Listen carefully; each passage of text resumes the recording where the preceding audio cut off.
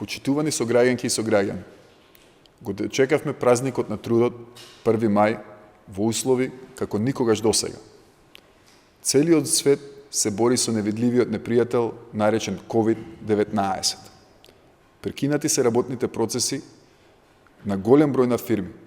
Милиони работнички и работници широм светот седат дома и се придржуваат на правилата за социјално дистанцирање.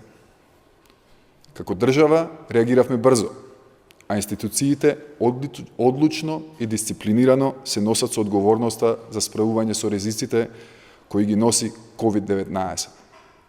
И кај нас дел од превземените мерки беа во насока на прекинување на работните процеси. Во некои сектори тоа значеше целосен прекин на функционирањето, а во некои само парцијално. Некои од компаниите го трансформираа начинот на работење и воведоа работа од дома. Некои од компаниите отпочнаа проекти за реновирање на своите капацитети или пак за трансформација на постоечкото производство во она што е сега есенцијално за пазарот во моменти на криза. А некои од компаниите покажуваат и раст на своите приходи. Граѓанките и граѓаните со почитување на мерките за социјално дистанцирање се солидаризираа со сите оние кои се во првите линии во борба со вирусот. Многу фирми од технолошкиот сектор изнајдоа креативни начини како да изработат заштитна опрема за нашите здравствени работнички и работници и многумина од нив тоа го направија бесплатно. Голем број на фирми и индивидуи донираа храна за најзагрозените семејства. Државата се погрижи секторите кои беа најмногу погодени да добијат соодветна помош, со која ќе се задржат работните места, а компаниите ќе успеат да се вратат во нормала со повторното заживување на економијата.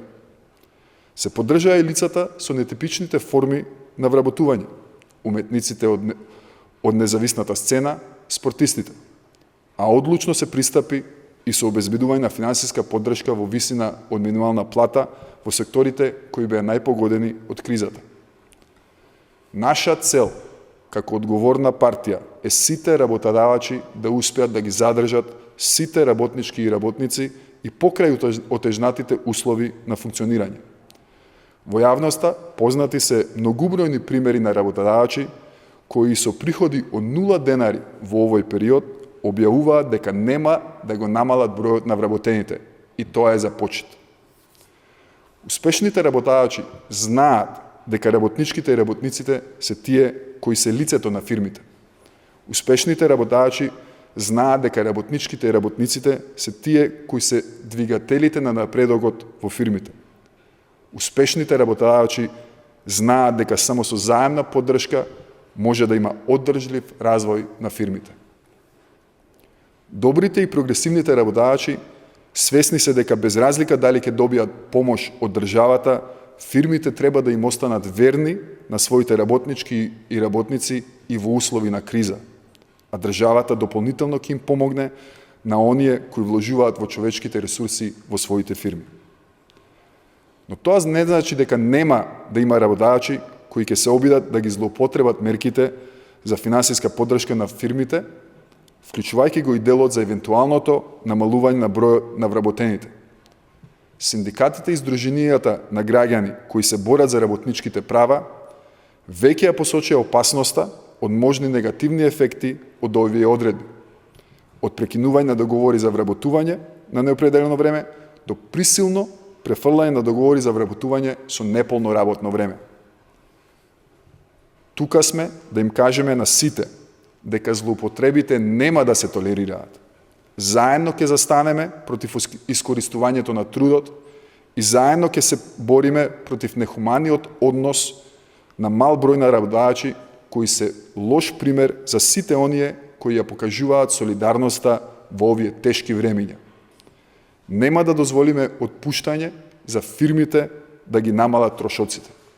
Нема да дозволиме отпуштања за фирмите да го зголемат профитот.